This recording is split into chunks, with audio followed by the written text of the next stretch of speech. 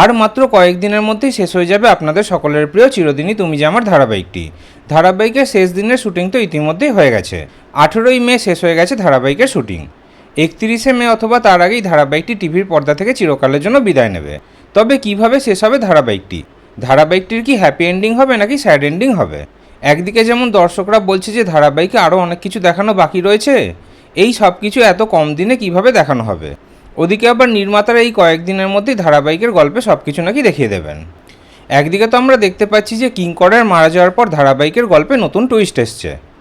ওদিকে রাজনন্দিনীকে কে মেরেছিল সেটাও তো আমরা জানতে পেরে গেছি। ধারাবাহিকের গল্পে অনেক কিছু কিন্তু ইতিমধ্যেই দেখানো হয়ে গেছে। আর খবর পাওয়া যাচ্ছে যে ধারাবাহিকের শেষে আমরা দেখতে পাবো আর্য অপর্ণার জীবনে নতুন সদস্য আসবে, মানে তাদের এক মেয়ে হবে।